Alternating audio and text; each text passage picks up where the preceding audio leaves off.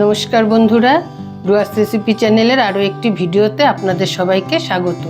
আজকে আমি ঘরোয়া উপায়ে তেঁতুলের আচার করে দেখাবো। একদম 5 থেকে 7 মিনিটে রোদে দেওয়ার ঝামেলা ছাড়া বানিয়ে নেব। আমার এই আচার বানানোর জন্য প্রধান উপকরণ হচ্ছে তেঁতুল, তারপর ভাজা মশলার জন্য ধনে, পাঁচফোড়ন, মৌরি, জিরে, শুকনো লঙ্কা, হলুদ, লবণ। এখন আমি সমস্ত মশলা ভেজে নেব। আমি এখন এই কড়াইয়ের মধ্যে বন্ধুরা আমি কিন্তু মাটি দিয়ে নিয়েছি। পরিষ্কার কড়াই, মাটি দিলে মাজতে সুবিধা হয়, কোনো কষ্ট হয় না। কারণ আমি এখন ওইটা উনুনে দিব, সমস্ত মশলাগুলো ভেজে নেব। আমি এখন সমস্ত মশলাগুলো ভেজে নেব, একে একে সব দিয়ে দিচ্ছি।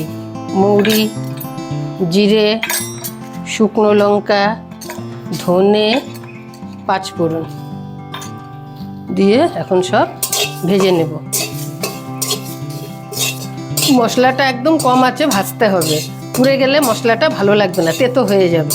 হালকা অবস্থায় ভেজে নিলে মশলাটা সুন্দর গন্ধ বেরোবে, তখন মশলাটাকে নামিয়ে নিতে হবে। একটু ফুটে উঠছে মশলাটা, ফুটফুট করছে।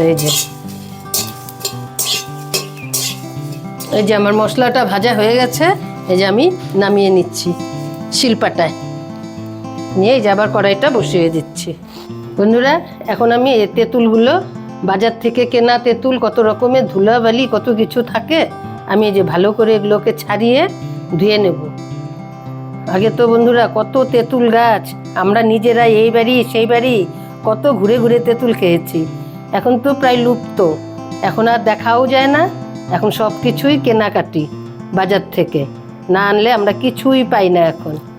আর আমরা যখন ছোট ছিলাম, এই তেঁতুল গাছ বলার মতো না, কিভাবে তেঁতুল আমরা খেয়েছি সত্যি।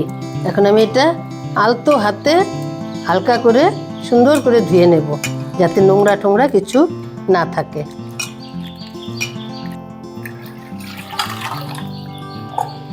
আমি যে তেঁতুলের আচারের জন্য মশলাটা ভেজে রেখেছিলাম, এখন আমি একটু গরম গরম এটা ভেজে নিচ্ছি। একদম পুরো মিহি করতে হবে না, একটু আধ ভাঙা থাকলেই আচারটা ভালো হবে আর কি।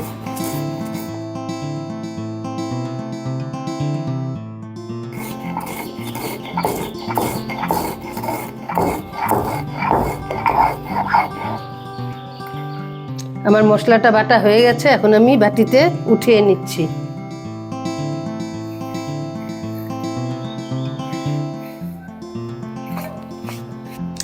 আমার মশলাটা বাটতে বাটতে উনুনটা নিভে গেছে, আমি একটু জ্বালিয়ে নিচ্ছি।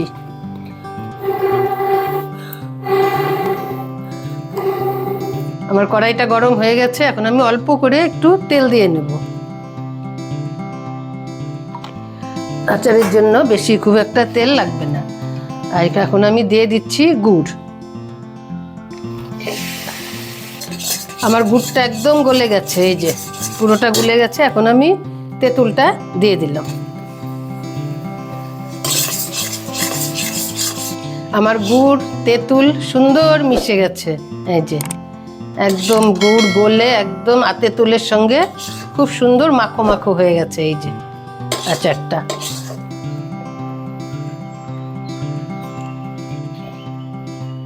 এখন আমি দিয়ে দিচ্ছি একটু নুন আর দিয়ে দিচ্ছি একটু হলুদ,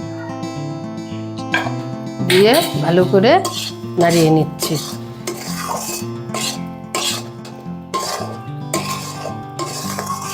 আমার আচারটা হয়ে গেছে, তেঁতুলের আচার। এখন আমি ভাজা মশলাটা দিয়ে দিলাম। বন্ধুরা, আমার তেঁতুলের আচারটা হয়ে গেছে, এখন আমি নামিয়ে নিলাম। বন্ধুরা, আমি কিন্তু এই বছর প্রচুর আচার বানিয়েছি, আমার আর একটাও বয়ম খালি নেই।